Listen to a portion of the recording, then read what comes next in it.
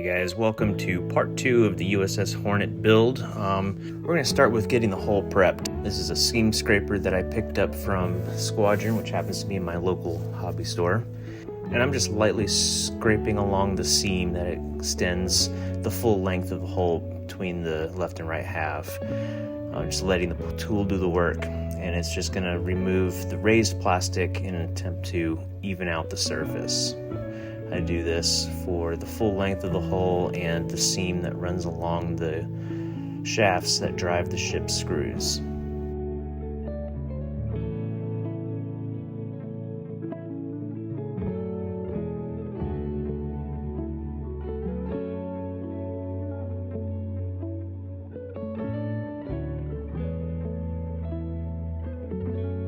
While I have the scraper out, I go ahead and I remove the raised eyebrow detail above all of the portholes, since this is going to be replaced with photo etch parts from the KA set.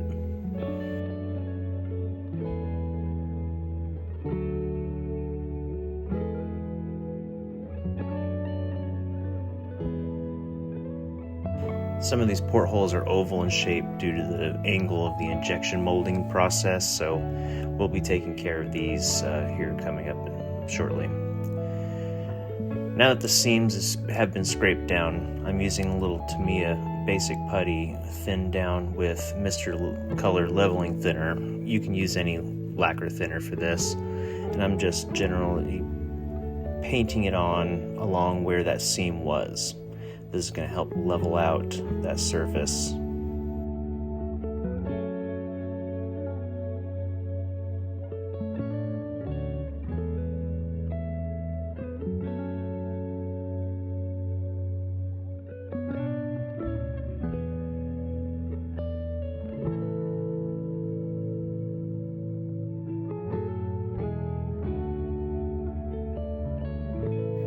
And again, here I am just adding some of that putty to fill in those oval shaped portholes so I can correct the shape of those later. Now that the putty is dry, I'm using Tamiya sanding sponges. This is a 400 and 600 grit sponges. I'm just going to use some water to wet sand this, and I'm not going to sand only just along where that seam was. I'm sanding generally the entire surface just to get everything leveled out. You can kind of start to see already where the putty is staying in the low spots where I got a little overzealous with that seam scraper. But that's why we do this with the putty, to fill everything in.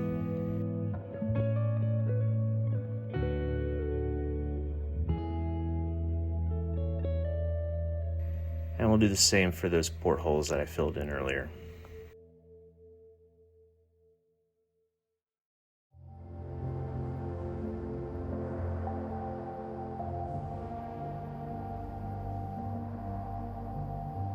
Alright, with all the putty sanded, I'm going to start with those portholes and re-drilling them at a 90-degree angle so that they're round.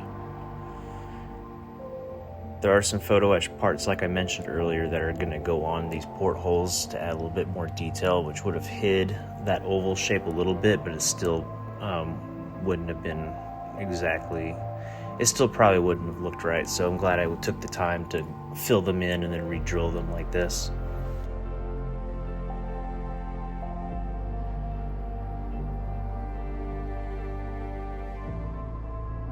I'm being consistent here with only about 4 turns per porthole so that the depth stays consistent with the other portholes that I didn't fill in.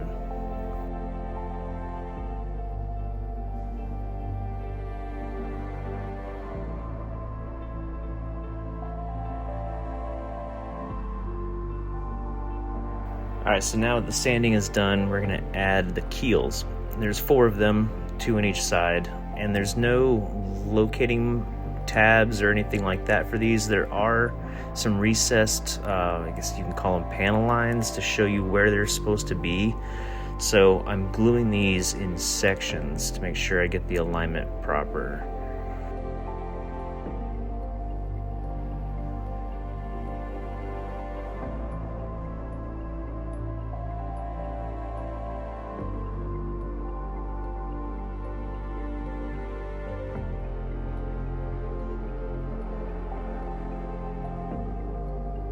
On this one you can see that recessed lines that I was talking about earlier.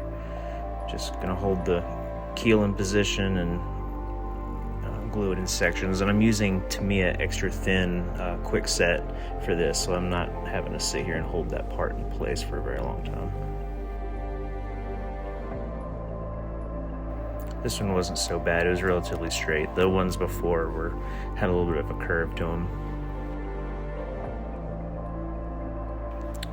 And I'm sure you've noticed by now the hull is lacking any of the hull plating details. So what I've done is I've looked at some reference photos and determined the approximate width of each of these hull plates, and I've made a little template here with this piece of tape that I'm just gonna place on here and mark out where those hull plate seams should be.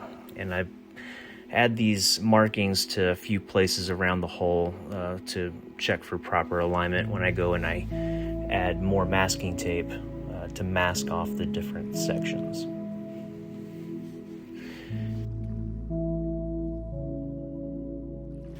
Alright, so here I am adding those strips of masking tape on those markings that I just put on the hull.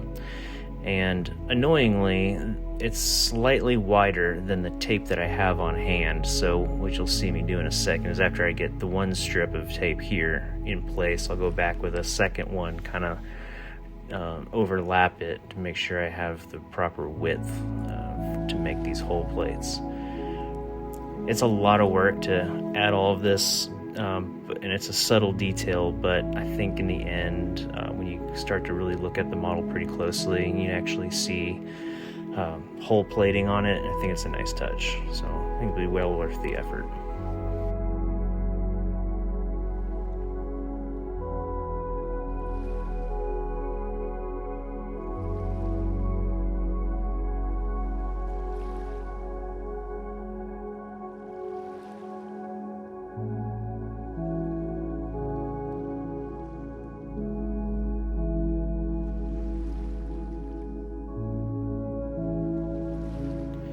Alright, so for the length of the hull, I'm trying to use single long strips of tape so that I don't run the risk of any of the primer leaking underneath different seams or whatever.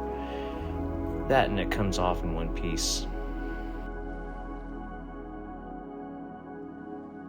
Alright, so I'm using this Tamiya masking tape up until I get to about where the hull really starts to curve at the bow and also at the stern.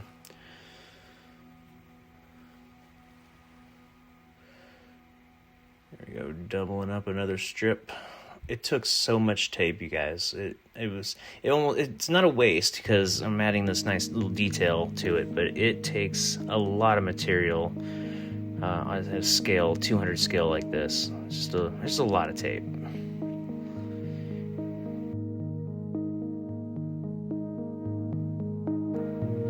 Alright, so as you saw, I was stopping short of the stern and also at the bow, and now I'm switching tape. This is the Tamiya tape for curved surfaces, and this is going to allow me to pull the tape taut around this curved surface and also keep the lines between the different strips of tape parallel, so it doesn't look like a hot mess with the tape folding over on itself. So just getting it lined up with that marking that I added earlier to make sure the width is correct. A couple of micro adjustments there. And I just continue to carry that on with the rest of the stern and then also on the hull as well. I mean, on the bow as well.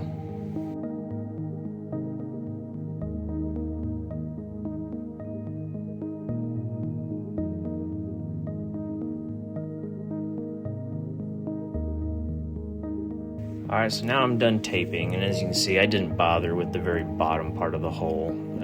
It's going to be mounted on a base, and I mean, you'll be able to look under there, but I'm not going to put the effort into putting hull plating on the very underside of the hull. So we're moving on. We're going to put in the support structures that hold the shafts for the ship screws. I'm just gluing these in place with Tamiya extra thin, just the regular extra thin this time. So I have a little bit of time to make some adjustments, because once these are in place, I'm going to take the actual shaft itself and run that through both of these support structures and into the hull to make sure that they dry and cure in the proper alignment.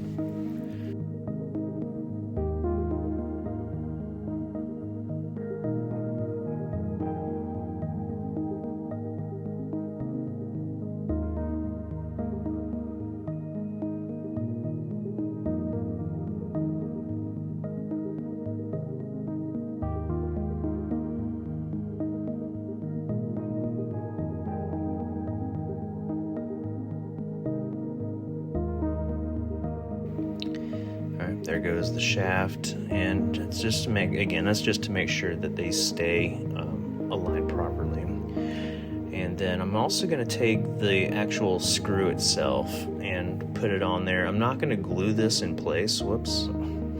Try not to lose it here. Anyway, that's supposed to butt up against that aft support structure, so I need to push this into the hole a little bit further, and so that's the whole point of putting the screw on the shaft for now, is to make sure I have it in place before I glue it in the right spot. All right, once that was done, I took it outside. I gave it 3 generous coats of primer. This is Mr. Surfacer 1500 Gray that I'm using.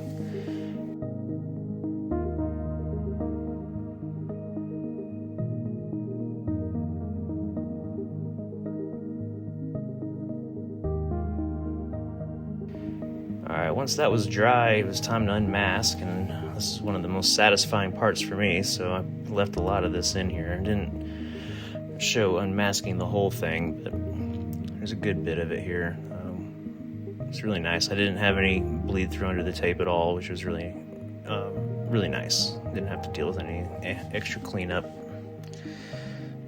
I'm really happy with the way these turned out. It's pretty straight. I got a little crooked there at the end toward the stern, but all in all, once you get several layers of paint over this, it's going to really kind of hide that a little bit, I think.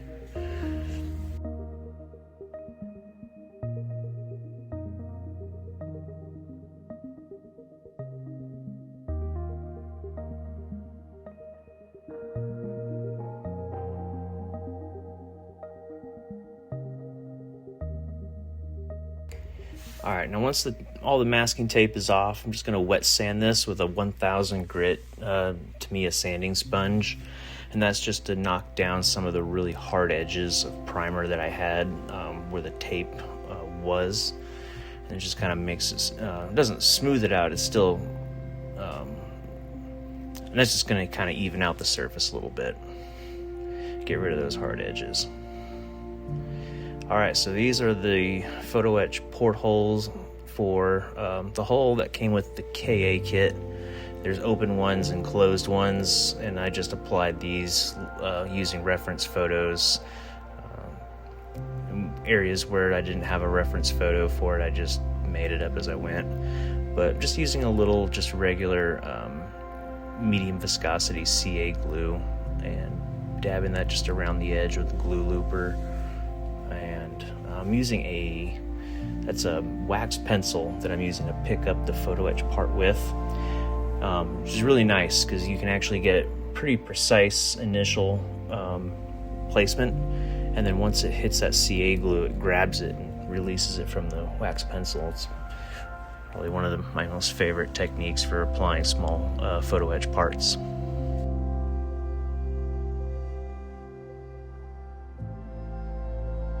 And once it's on the surface, I'm just using a toothpick to make some final placement adjustments.